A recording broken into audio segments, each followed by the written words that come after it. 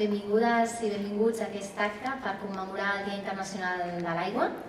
En aquest acte podrem parlar de l'aigua com a bé comú, però a més tindrem l'oportunitat de conèixer les lluites que estan duent a terme els pobles originaris dels Estats Units per la preservació dels seus recursos en el seu territori i també del seu estil tradicional de vida.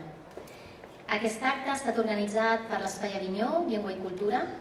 L'Espai Avinyó és un projecte que forma part del programa Barcelona Interculturalitat i que està impulsat conjuntament per l'Ajuntament de Barcelona i el Consorci per la Normalització Lingüística de Barcelona.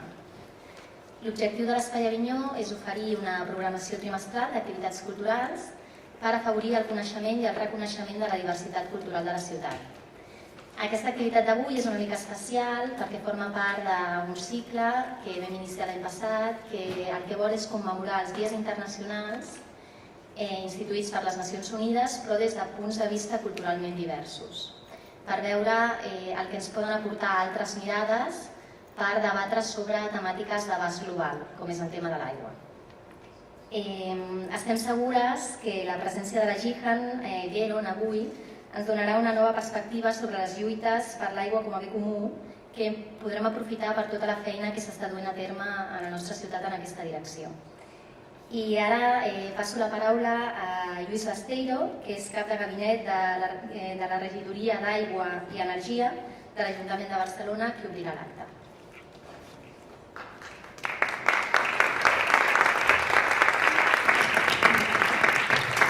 Hola, què tal? Com esteu? Bueno, doncs, avui, 22 de març, és el Dia Mundial de l'Aigua.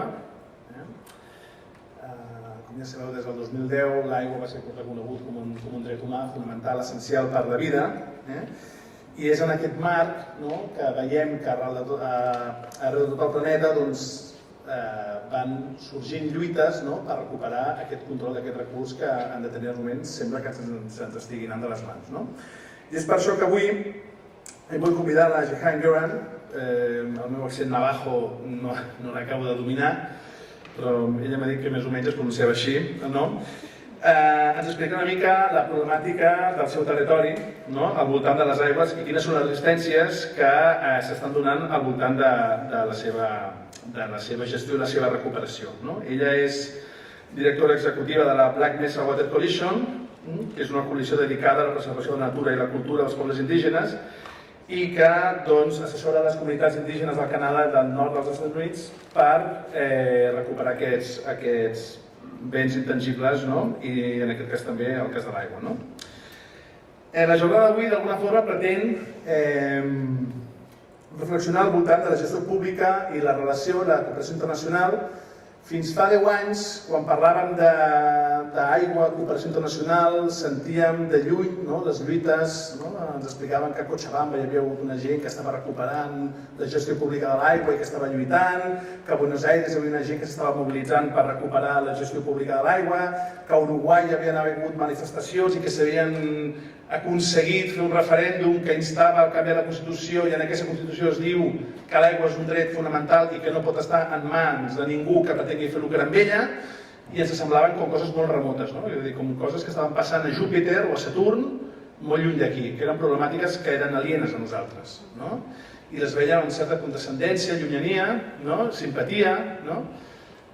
Passa un temps i ara estem adonant-nos que aquestes coses que veiem tan llunyanes ens estan passant aquí.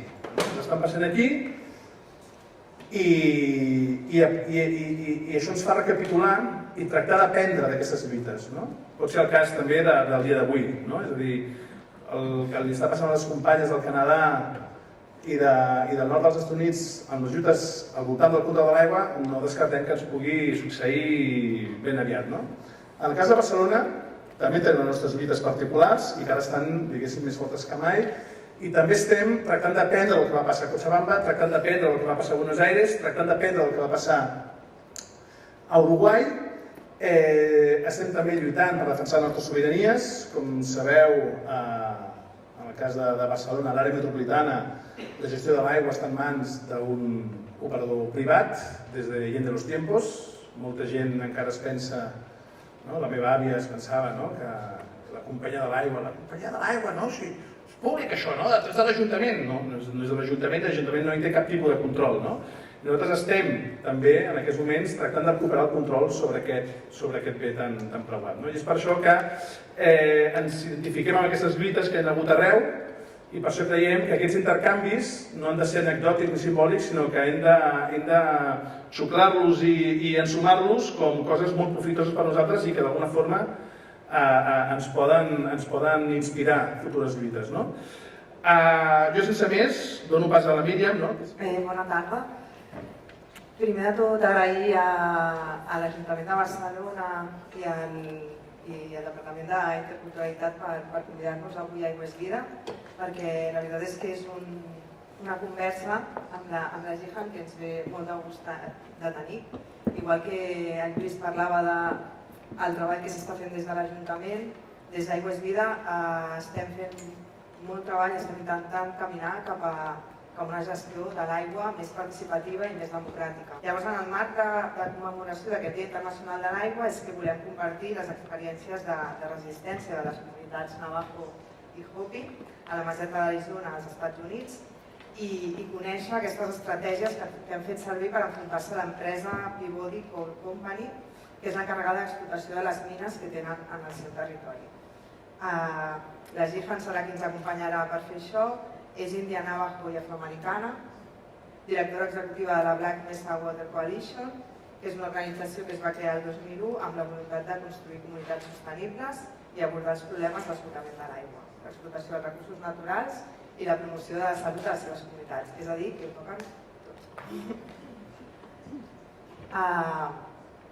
Bé, doncs, sense estendre'ns molt més, li donaré pas a ella perquè ens pugui explicar més d'aquest context. La primera pregunta o la primera intervenció que volíem que ens fes era explicar-nos una mica sobre el context del poble Navajo i Hopi, que jo li deia abans que m'era molt difícil d'imaginar quin és el context en el que viuen, una mica quin és el context en el que ha viscut la nació Navajo i Hopi d'Arizona des dels seus ancestres i també el context on és la Black Mesa Coalition. I també, si pots explicar-nos una miqueta quina és la relació que té la vostra comunitat amb l'aigua i també com l'abundància d'aquestes mines de carbó al vostre territori ha condicionat tot el fet que aquestes empreses que s'han apropat des de principis del segle XX i han estat explotant el territori, contaminant els vostres aqüífers i quins problemes de salut ha provocat tot això.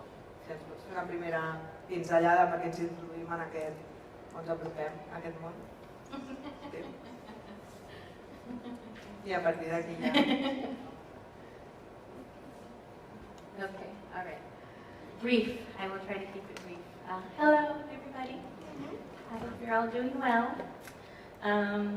Thank you for inviting me. Thank you all for coming. I hope I'm helpful in what I have to share with you today.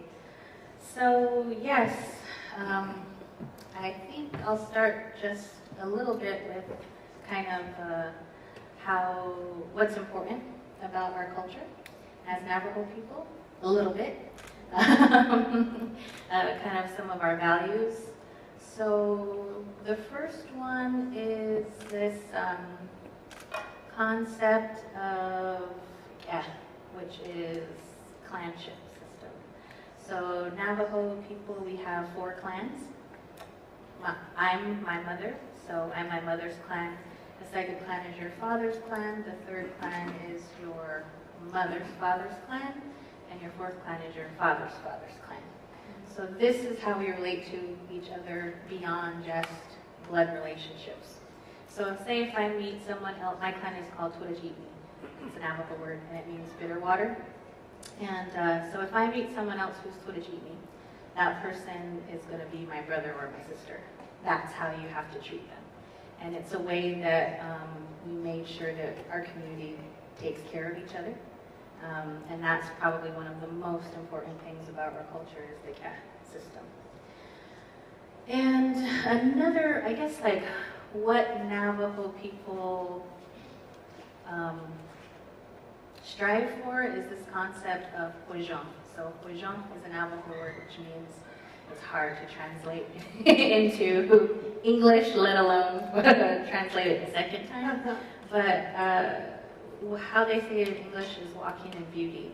And so that means being in balance, basically having like inner peace within yourself, having your balance, and then also in how you interact with your outer world too.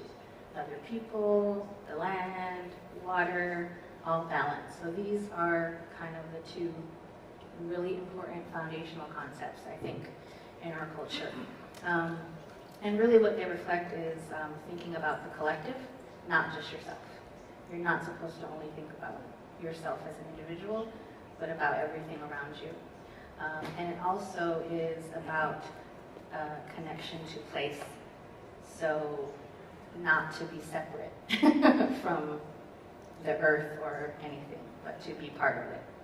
That's the best I can explain it for now.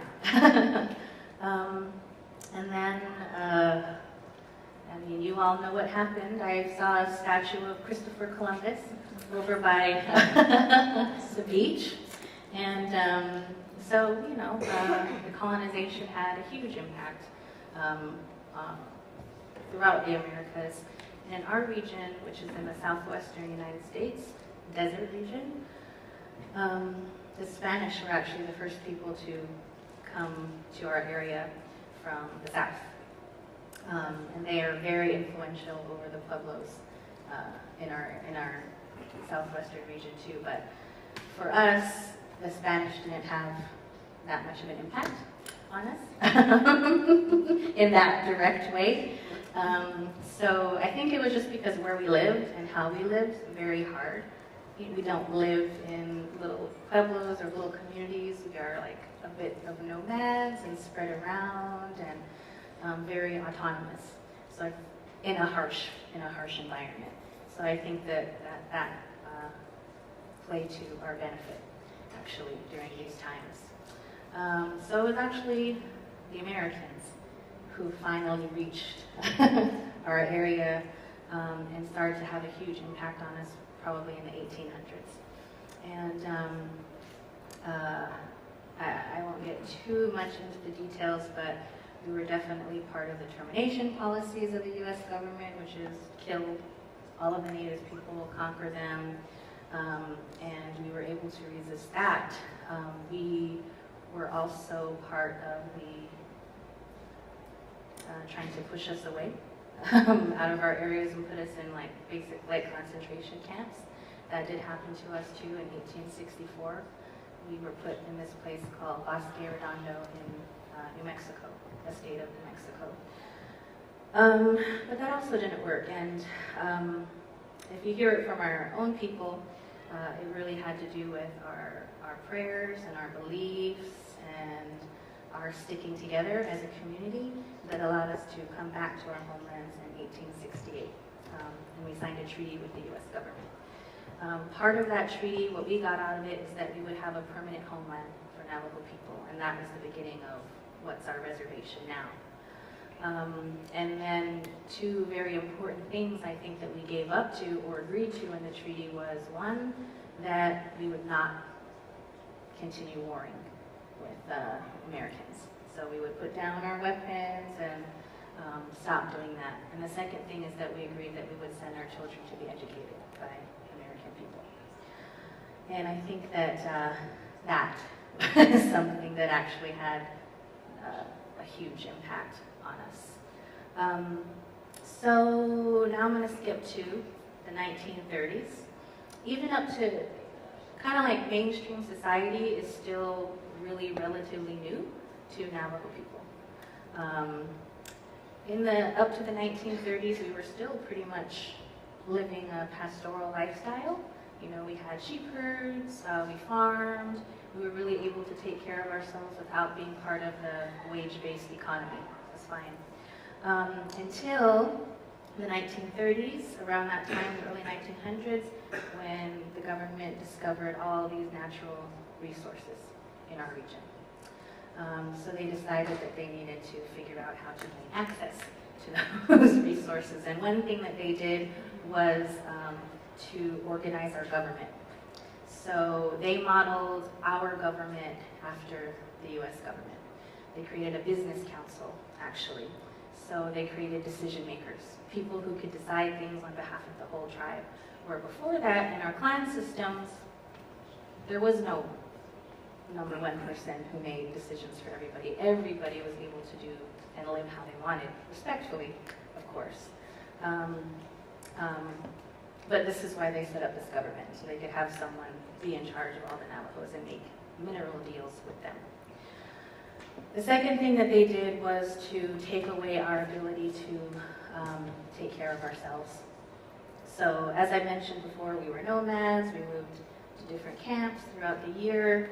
They, of course, confined us to a reservation, and we used to have huge herds. My grandpa, for example, used to herd sheep of like 3,000, and there was like 7,000 herds, 11,000 herds. Nowadays, it's like 20 sheep, 30 sheep, maybe 100.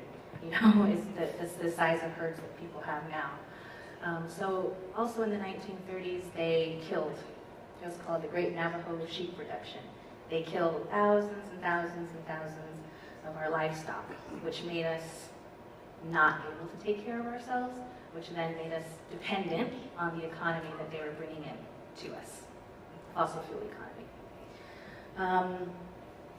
So that was the next phase. Now we're going to jump forward into the 70s. Okay. The 1970s was assimilation policies. So assimilation policies meaning trying to get our Navajo people to further assimilate into mainstream white society. And one of those policies was around boarding schools, the education system again. So maybe some of you have heard about the impact and the boarding schools in the US and in Canada, where children were taken away from their homes, many times taken out of their communities, and made to forget about their culture. Forced to speak English, you're beaten if you spoke your own language, you weren't allowed to go home, they cut your hair, you couldn't dress the way you're supposed to, etc., etc. And that was not long ago, that was my mom. My mom, and so it's like our parents' generation and our grandparents' generation were part of that whole era. And the other thing that they did was to move Native people to cities, called relocation policies. So take young Navajos off the reservation and move them into cities, which is why some cities in the US have big urban populations of Native people. My mom was also part of that. That's how she got sent to Chicago, Chicago, Illinois. That's where she met my dad, and here I am. But the point is that these things are all pretty new. Like a lot of people probably here in Europe and also in the US think like, oh, Native Americans, that happened a long time ago, you know, that was so long ago. But these things happened to us very recently, actually. And they've had a huge impact on us to make us complacent to what the federal government has for us. So again, around this time, all these deals were signed around mineral leases. So our reservation has, it's 71,000 square kilometers. So it's very huge, which most people don't realize. So it's like 15% in the size of Spain is our reservation. And it's 110 different communities in 3 different states, Arizona, New Mexico, and Utah. And there's like 300,000 Navajo people. About half live on the reservation and half live off the reservation. But in our region of Black Mesa, there's coal mining, 2 coal mines, but there's 3 coal mines total on our reservation, and also 7 coal-fired power plants on and around our reservation, as well as oil and gas development in the northern part, so like Chevron, oil companies up there.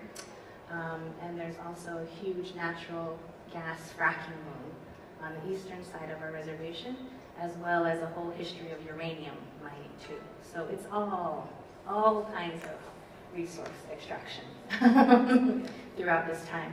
And so obviously we feel the impacts of that. Impacts to health, impacts to water, impacts to the environment, impacts to our culture, and it really keeps us stuck. So this is kind of the situation in which we find ourselves now. So you think we'd be rich. You think we'd be rich with all of this stuff, right? No, we're not rich. We have, at this point, 56% unemployment on our reservation, which is very normal. And we also have no infrastructure on our reservation. So 40% of the people on our reservation have no running water. There's 18,000 homes that don't have electricity.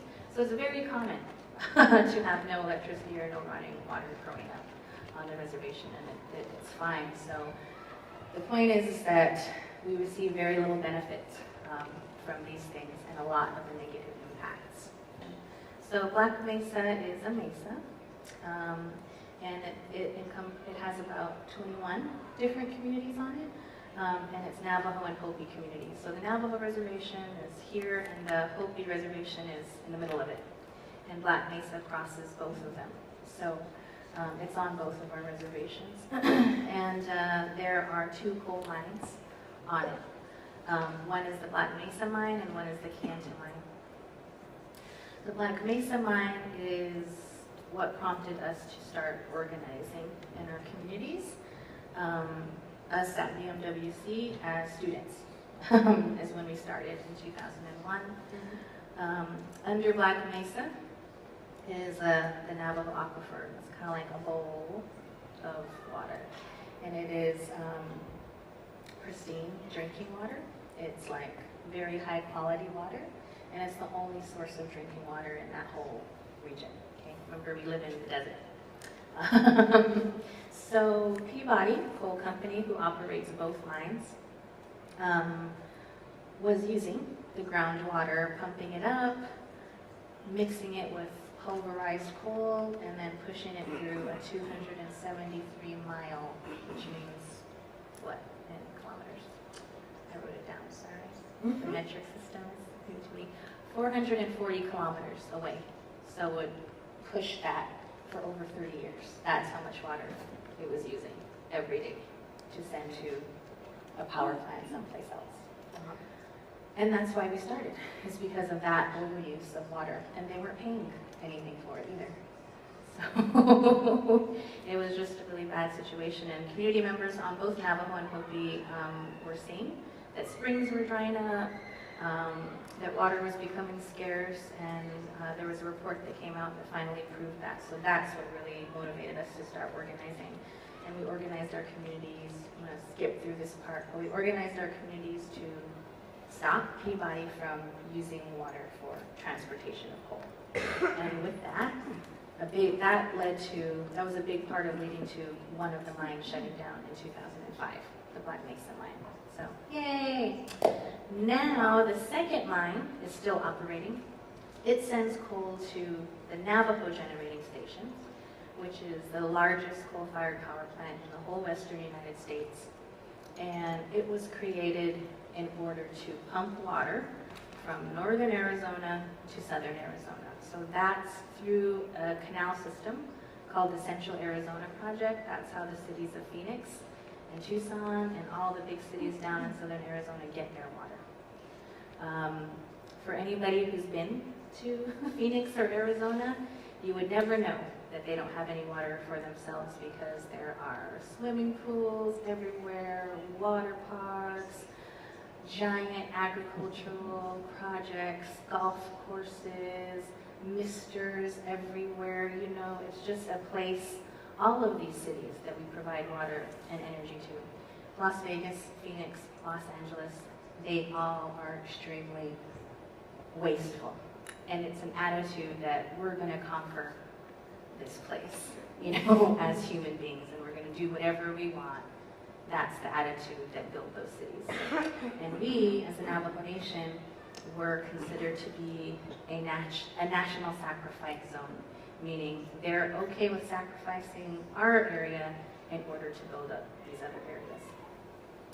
So this is the crazy situation that we find ourselves in. What we're trying to advocate for now is what we're calling a just transition. A just transition away from the economy in which we're in. And I should also mention that the Navajo Generating Station owners recently announced just a month or two ago that they're most likely going to shut down the coal-fired power plant at the end of 2019 because it's cheaper to buy natural gas rather than operate the plant. So here we are as the Navajo Nation with 56% unemployment, still very dependent on those jobs. And so the Navajo Nation as itself is kind of in a crisis mode. And what we're saying is that, I should also say that reservations and tribes have a status of a domestic dependent nation. So that means we have our own tribal government and we make decisions, but at the end of the day, the federal government still has to check yes. Okay. And the federal government is supposed to have helped us to develop these economies. So of course, these are the ones that pushed the fossil fuel economies on us. Now, the federal government is also an owner. It was the majority owner of the Navajo Generating Station for a very long time, which to us was a conflict of interest because you're supposed to be helping us, but you're making money off of this. That's hurting us. That sounds familiar. Here So our claim is that you have a federal trust responsibility to help us transition to a new economy. And what we're saying is, what we mean by just transition is that transition is inevitable. It's happening. It's happening right now just by the owners of NGS saying they're going to shut down. It's happening because of climate change. It's happening because water is reducing and reducing. So no matter if we just sit there, change is still going to happen anyway. So what we're saying is we need to be aggressive and intentional about making sure that the transition is just and benefits our people. And we think that the federal government has a responsibility to do that because it does have a responsibility to do that, the federal trust responsibility. Okay. How that's going to happen in the Trump administration? I don't know. But that's what we're advocating for. And in terms of the Black Mesa region in particular, we're talking about reclamation of the lands, reclamation of the mining lands, reclamation of all of the sites that have been contaminated, and reclamation of the Navajo aquifer as well. So if the plant does shut down, we should have the first ability to take over grid lines, infrastructure, and the water associated with the plant. So those are specific things that we're asking for. The plant has been operating since the early 70s. We, as the Navajo people, agreed to waive our claim to 30,000 acre-feet of Upper Colorado River, which I don't know how that translates, actually. A lot of water, basically, a lot of water. We said, okay, the plant can use it for free. For all these years, that's what it's been doing. Now, if the plant's going to shut down, we need to make sure that that comes back to us because we need water for any type of infrastructure. So those are some specific things. Another is, I think some of the work has been done for us through things like the United Nations Declaration on the Rights of Indigenous People, for example. It's a document that many of our colleagues have worked on for many years as a way to guide development in Indigenous communities and how you interact with Indigenous communities. A key piece of that, and touching on how you said communities would be involved, is the principle of free, prior, and informed consent, which is FPIC. So we think that this should be put into law and across the reservation as well. And what that means is that in most developments, I don't know how it is here, but in most developments, people will come in and say, this is what's going to happen to you, just so you know. And it's called a consultation. What do you think about it? Everyone says, we hate it. Okay, we wrote that down, we're going to do it anyway. We checked the box of consultation. What free, prior, and informed consent means is that the community has the right to say yes or no, not just be consulted. So that's an important thing. And then we as an organization have started to do a bunch of pilot projects, experiments in economic development as alternatives. So it started just by asking ourselves, what is it that Navajo people already do? And how can we do it better as a way to bring income into people, to create work, or to supplement the cost of living for Navajo people. So the three projects that we do are around solar energy, food sovereignty, and wool. So like I mentioned, we have a lot of sheep still, and is there an industry around the sheep's wool, around meat, anything that we could do. So we've started to experiment with those things. Other organizations, we're not the only organization on the Navajo Reservation, there's other organizations, other organizers doing different things too. So people are talking about ecotourism, people are talking about how can remediation, so cleaning up everything that's been contaminated could create work, meaningful work for people. Adapting to the impacts of climate change. How do we do that? Like I said, we live in a desert. Climate change predictions say that we have even more desertification coming if we don't prepare for that. So there's all kinds of work that can be done, meaningful work that will help our people. I per saltar al següent tema que plantejàvem, que ens expliqués una mica més la Jihan, volíem saber més sobre com s'organitzen les comunitats, perquè bé, des d'Aigües Vida pensem que qualsevol canvi, no, ha de venir d'organització comunitària, veïnal, de territori, i així és com treballem nosaltres. Sempre tenim el treball en xarxa i llavors ens agradaria seguir abordant aquesta qüestió de la població en general i també de les dones en particular, que abans ja ho comentàvem la Jihan abans de començar, quin és el paper que les dones han tingut en aquest context, en la defensa del territori i front al model extractivista. Si ens pots explicar una mica més d'això, quin és el model organitzatiu que heu fet servir a la comunitat, a les diferents comunitats, i les fortaleses i febleses d'aquest model, el paper de les dones i la joventut i com heu enfortit els lideratges en aquestes comunitats. Well, I think in my experience, no matter if it's on Navajo or in other indigenous communities or in other people of color communities being impacted by things like this, it's always women that are the number one ones organizing and fighting and protecting. When the Black Mesa Mine first started, in the beginning, they were negotiating with both Hopi and Navajo. At the beginning, the Navajos had said no, the Hopi said yes. So the federal government came in and redrew the reservation boundaries so that Peabody could get more access to coal, access to more coal. So this resulted in relocation issues between Navajo and Hopi people. So they forcefully removed Hopi people from where they live for forever, forced them to move. They forcefully moved Navajo people from where they lived forever, and that was the big issue. But there was grandmas from those times who refused to move. Like, they had shotguns and were out there like, nope, we're not moving, and they're still there to this very day in a place called Big Mountain. These are these elder women. So those are like our initial inspirations, is those ladies.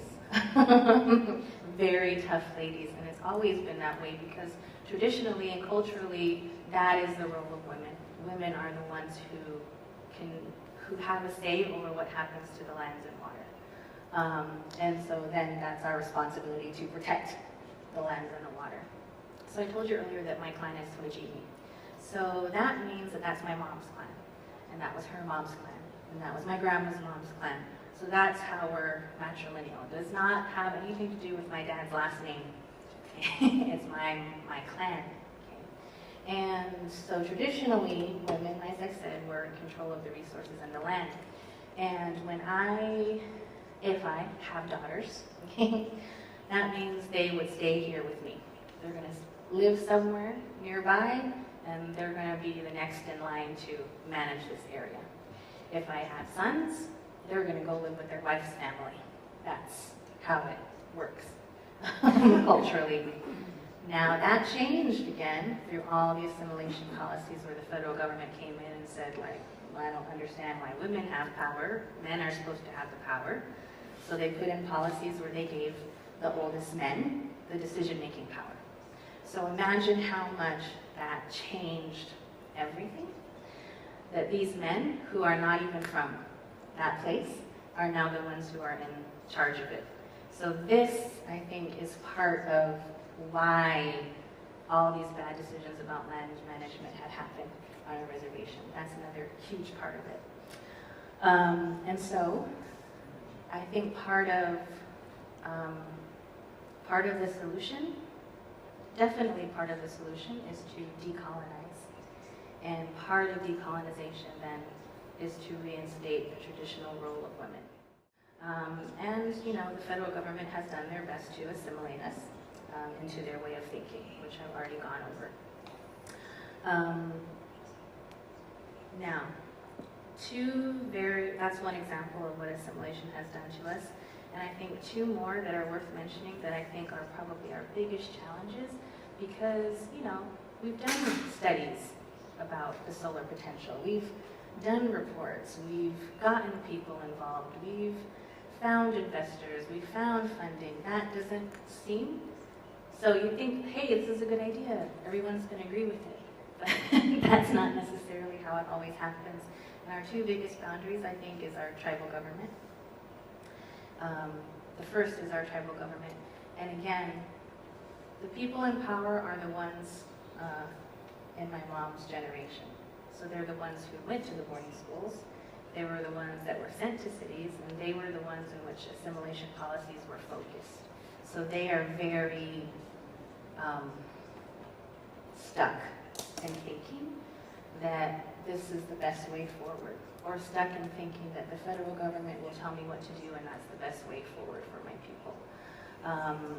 So I think that this is the importance of the role of young people. Because young people don't have that worldview. And I'd like to say that our traditional culture, you know, most of society and some of our own people think like, oh, our culture just means like we're poor and dirty and we didn't really know anything, and it was kind of like living like cave people, you know. But actually our society is very sophisticated and very detailed, the way that we lived and managed land, because it's been developed over thousands. Experimentation, trial and error over thousands and thousands and thousands and thousands and thousands of years. Okay, so it actually is a very advanced way to live. That's what I believe. And even nowadays, you know, there are new whole new scientific majors and new terms like biocultural diversity and agroecology and, you know, all these things that are just what we used to do. You know, it's coming back around again into a lot of places in the United States. So it's just funny to me that our people still have this kind of block of thinking that our culture is not sophisticated and not evolved. So this is a huge barrier that we need to get over. And another huge barrier is complacency of a lot of our community members, which is just that they know that things are messed up, they know that things are not right, but they're just kind of used to it. L'any 2010, l'Assemblea General de Nacions Unides reconeix explícitament el dret humà a l'aigua i al sanejament i afirma que l'accés a l'aigua potable i neta i el sanejament en la distribució són essencials per poder garantir la resta de drets humans. Aleshores, quins canvis polítics i estructurals en el govern tribal que comentaves consideres que caldria transformar perquè la vostra comunitat, les vostres poblacions, els territoris puguin exercir aquest dret a l'accés a l'aigua i aquesta idea de dret humà i bé comú? D'una banda, què caldria canviar? I quines accions de denúncia heu fet vosaltres durant aquests últims anys a la comunitat Navajo Hopi per fer complir aquest dret? Quina ha sigut la lluita i en quin camp estem? Okay. Yes, so the Navajo Reservation is also surrounded by three major rivers in the southwest. The Colorado River, which is one of the hugest rivers in all the United States, the Little Colorado River, and the San Juan River. And so for many years, since I've been involved, probably since 2010, all the time the states are trying to get us to sign agreements about how much of that water we can claim and how much they're going to take. And they're always bad deals.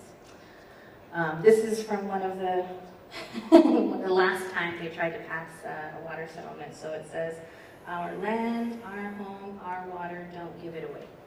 So this is often we have to fight against our own tribal government to not sign these agreements. So since 40% of Navajo people don't have running water, our government is very much focused on infrastructure. So trying to create infrastructure for people to have a better access to water. So much so that they will sign away everything else in order to get it. Okay.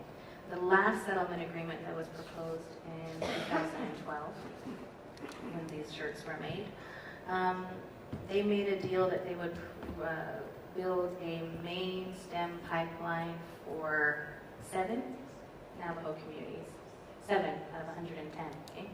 And in return, we would give up our first priority water rights. So that means that in the western United States, the first people there are the first ones to claim how much water they want. Us, being indigenous people, are the first ones there. So in exchange for a pipeline, we would have to give up our first priority water rights. We would have to only receive, I think it was like 11,000 acre-feet of water a year, which, like we said, was, we already give NGS 30,000 acre-feet of water a year. We couldn't use water for agriculture. We couldn't bank water, which means we couldn't save it, like to replenish aquifers or anything.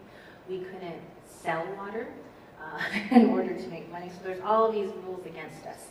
And I think when people are quote-unquote impoverished, the way that our tribal government thinks that we are, they're just kind of always acting in a crisis mode, and always acting out of fear, and always acting out of desperation. So we have to keep our people from doing that. I think a huge barrier in our tribal government too is that we rely a lot on the federal government and non-Navajo lawyers to tell us what to do, as opposed to us building our understanding of the issue, having real debates about it at all levels of community to government, and then making real decisions about it. En els darrers anys s'han registrat més de 180 casos de municipalització arreu del món i ara celebrem que l'Ajuntament de Barcelona també està explorant aquesta via, que vol ser una aposta pública i comunitària per la gestió d'aquest servei. Ho feien ahir amb les jornades que organitzàvem l'Ajuntament i Aigua és Vida al centre de Sant Pau, i ho feien avui també amb el llançament d'aquesta associació de 7 municipis que s'han unit per poder començar a treballar en crear aquesta gestió pública que volem a casa nostra. So I want to teach you guys how to say Agua es Vida in Navajo. So, how you say water is twa. Twa. Yes, twa. Life is ina. Ina, yeah. And then ate just means that's how it is. Fine. Yeah, ate. So ate. Yes. So twa ina ate. Twa ina ate. Yes. One more time. Twa ina ate. Yes. So hopefully, maybe you guys can remember that. Thank you. So much for inviting me. Ara és el moment d'obrir el torn de paraules i si algú té una pregunta tenim. Tenim, jo crec, la mala costum a Occident, diguéssim, de parcialitzar les lluites, no? M'estava agradant molt el teu plantejament perquè a la vegada que parlaves d'aigua estaves parlant del sol, no? Estaves parlant de la lluita de les dones o del paper de les dones dins de la comunitat, estaves parlant de la cultura, de l'estil de vida, d'una cosmovisió del món completament integrada, no? I crec que això és una diferència que la ressalto en positiu i que crec que hem d'aprendre molt del que ens expliques, no? però a la vegada crec que també hi havia molts punts en comú, no? Tu estaves explicant l'exposició que heu patit com a poble, jo crec que nosaltres potser no com a poble, però sí com a ciutadania, també hem patit una exposició dels drets comuns que estem intentant recuperar i també crec que tota l'estona es repetia la necessitat, damunt la taula, la necessitat d'aquesta organització col·lectiva de la ciutadania, que sense aquesta organització no aconseguirem ni plantar cara als governs ni a les grans multinacionals ni defensar el nostre. I després crec que tota l'estona en la teva explicació sortien temes que estan de màxima actualitat en l'agenda catalana, no? Com la lluita per la sobirania, no només per la terra com a poble, per la llengua, per una altra manera, la vostra pròpia manera de viure. I m'agradaria ja, per finalitzar, fer una pregunta que si ens pots explicar o aprofundir una mica, que ahir ens explicaves coses d'aquesta lluita feminista o com el feminisme us ajuda en la vostra lluita com a dones dins de tot aquest context que ens has explicat. I tornar-vos a donar les gràcies a les dues. We're still in a learning phase of how to, what it is that we want to change about how we are in our culture under this banner of feminism. So what we've been doing is just bringing women together, Navajo women together, Navajo organizers, and having kind of like retreat spaces for us to build relationships with each other and have these discussions about what can we do together to, as women, as the responsible. We are the ones who are responsible for water in our culture. We're the ones that's responsible for the land, mostly.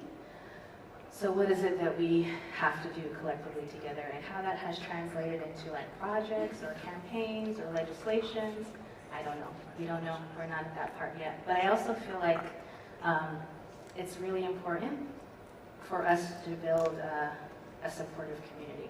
Because there's so many ways, I think, that we're also taught of how women are separate, that they should be competitive against each other, that they should judge each other, that they should form cliques, and you know, this is just like something that we are inundated with of what women are like. Okay, so I think the first step for us has just been to really say those things openly and to strive to create like a really supportive community for ourselves, to have these discussions and ask ourselves what does Indigenous feminism look like. M'agradaria si ens poguessis explicar què podríem aprendre la resta del món d'aquesta relació amb l'aigua en concret o amb la natura en general, si vols, per poder-ho aplicar a una visió diferent a com es gestionen ara mateix els recursos. The most important thing you can do is to work on your spiritual connection to the earth, because that is what colonization is trying to do, is separate you from the world. So I don't know what that means for you. I don't know what that means for you or how you do that or anybody does that. But that is the goal. That's what I myself am trying to figure out to do. And for me, part of it is just making sure that I am outside. That I don't live outside, but I go outside. I go camping. I don't just live in my room, you know, on my TV, the way that we are encouraged to live, right? So again, I don't know how that works for you, but I think that that's very important. I think our own society also teaches us that we should only be logical, right? So it's like, think with your head, don't think with your heart, don't think with your spirit, don't think with your emotions. In fact, don't have emotions. You know, I think that's what the society has been trying to teach us. So I think we need to unlearn a lot in order to start to try and build a strong connection to the world and each other. So, yeah.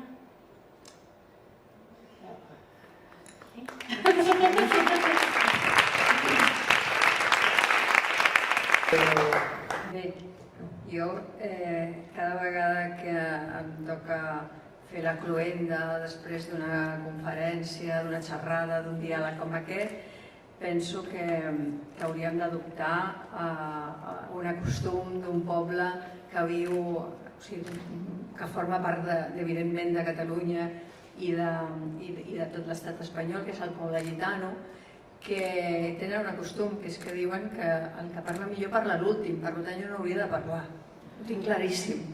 Aquí tenim un altre costum, que és que els representants polítics i d'altres hem de fer cloendes, hem de fer presentacions, i jo m'adapto amb això, però convido a fer aquest canvi, a fer el que diuen els gitanos, que per exemple, quan Camarón de la Isla vivia, deien que detrás de Camarón no canta nadie, doncs detrás de la Llija no tindria que parlar ningú, però bueno, ho faré perquè ho tinc preparat i aquí estem per això.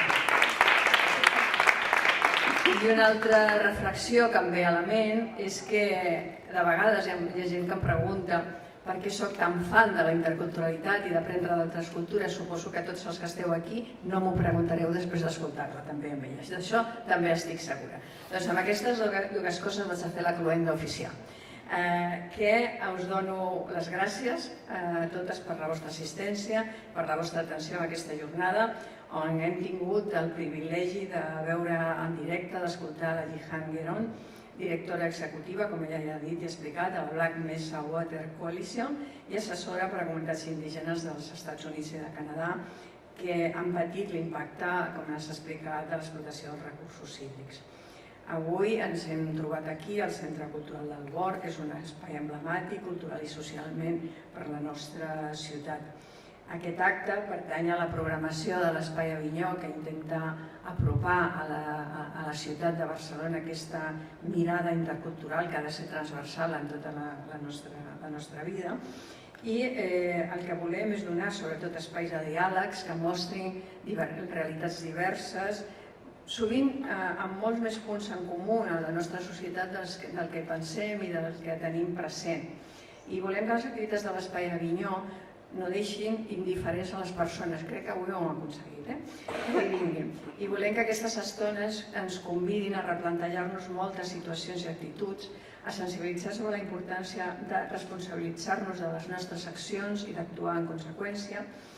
I avui, per fer tot això, hem comptat amb aquesta gran dona, la Jihan Guerón, no sé si ho pronuncio molt bé perquè el meu anglès és inexistent, i el que ha volgut compartir amb nosaltres, que ens ha convidat a pensar, a repensar, segons com ens ha fet mal alguna de les coses que ha dit. Ens ha tret el que ara es diu, que està molt de moda parlar, de la nostra zona de confort. Jo crec que quantes més vegades sortim de la nostra zona de confort, més confortablement estarem a fora, així que sortim totes les vegades que puguem. Ens ha tocat la fibra i ens ha convidat a veure les coses des d'un altre punt de vista, que ens fa sentir-nos més responsables i estendre els nostres pensaments cap a un respecte infinit, cap al lloc on tenim el privilegi de viure, que és a la terra, a la mare terra. És curiós perquè cada vegada que convidem amb alguna persona de fora, aquesta és una expressió que sembla, cada cop més penso que és universal, sobretot fora d'Occident. Hem escoltat de la pròpia veu de la Jihan com la gestió de l'aigua ha estat sempre un punt determinant de dominació en els sistemes colonials. Jo crec que hem pertorbat els límits de la natura i hem utilitzat la font de la vida per espoliar, sacsejar i enfrontar els pobles arreu del món durant milers d'anys. És una causa de moltes de les guerres i dels conflictes, les crisis agrícoles, les sequeres, èxodes rurals per canvi climàtic. Ara parlem molt, per exemple, d'immigració per motius econòmics. Aquests motius econòmics moltes vegades estan lligats als canvis climàtics. Per tant, l'espoli dels recursos naturals generen aquests moviments de població no desitjats moltes vegades perquè la major part de la gent al final vol viure a casa seva i quan algú surt de casa seva és perquè té una necessitat, perquè es veu obligat a fer-ho i el canvi climàtic genera causes que obliguen aquests moviments. Segons experts, aquests experts que no s'hi tenim que fer molt de cas, això també m'ha quedat molt clar, però bueno, segons aquests experts, al 2040 molts pobles arreu del món patiran l'absència de l'aigua. I tot per l'ús i la gestió irresponsable d'aquest bé tan preuat. Per tant, una vegada més seria molt bo que els experts no tinguin raó i que el 2040, ja no sé què per veure, però que això no hagi passat. Tenir avui una representant de la resistència del poble navajo contra les empreses transnacionals i els poders polítics és un privilegi, ja que podem aprendre molt, i crec que ho hem fet, sobre la cultura de l'aigua. I no com la idea del que s'ha exportat des d'Occident, i quan dic Occident em refereixo també a aquest govern dels Estats Units que ja ens ha parlat, amb una mirada capitalista de gestió d'un recurs amb mesures de prevenció davant del malbaratament, sinó des d'una concepció de la gestió de l'aigua intrínseca a la vida i al cicle natural que representa. I és que la nostra vida és aigua, aire i aigua. Podem estar, sembla ser, com uns aproximadament 30 dies sense alimentar-nos, però només 7 sense beure aigua i només uns minuts sense respirar. Per tant, aigua i aire són vida i aigua i aire és una de les coses que més hem de cuidar. L'aigua suposa el 55% del pes d'un home adult. Ara permeteu-me que estem una mica en família i jo, si perdés potser un 35% d'aquest pes, encara que fos amb aigua, quedaria contenta. Bueno, perdoneu, la desgràcia, però és que quan he vist això he pensat, ui, potser si no si perdo aigua ja... Bueno, res, no entraré a la talla 38, però potser sí que entraríem a una 42. Doncs diuen que la meitat de l'aigua del nostre sistema solar es va formar abans que el propi sistema solar. Per tant, no pensem que som al centre de l'univers. El centre de l'univers pot ser és l'aigua. Es necessiten uns 450 litres d'aigua per produir un ou de gallina, 7.000 litres per refinar un barril de petroli cru i 148.000 litres per fabricar un automòbil. Ens ho hem de repensar. Hem d'entendre la cultura de l'aigua com un bé col·lectiu i estar molt alerta als processos de privatització que promou el model neoliberal globalitari. Protegir l'aire i l'aigua és fonamental. Hem d'educar i créixer al voltant de la idea de l'aigua com un bé públic. Centenars de resistències d'arreu del món tenen l'aigua com a punt vertebrador de la seva lluita. Des de Cochabamba, que ens explicava abans a Luis Besteiro, a les resistències Sioux o Dakota del poble navajo, utilitzant un model de gestió alternatiu al que es promou des d'Occident, és a dir, des de casa nostra. Les persones podem viure sense petroli, sense minerals, sense hidrocarburs, però no sense aigua. Hem de lluitar tots i totes plegades perquè aquest bé comú, font de vida, no es converteixi en la causa de desaparició de pobles i cultures. Aquesta jornada ha volgut reflexionar sobre la gestió pública de l'aigua i la cooperació internacional entre xarxes de resistència davant de la privatització i de l'especulació de les estructures de poder. Esperem que ens hagi servit com un espai d'aprenentatge i d'intercanvi d'opinions. Moltes gràcies a totes per estar aquí i moltes gràcies a tots per la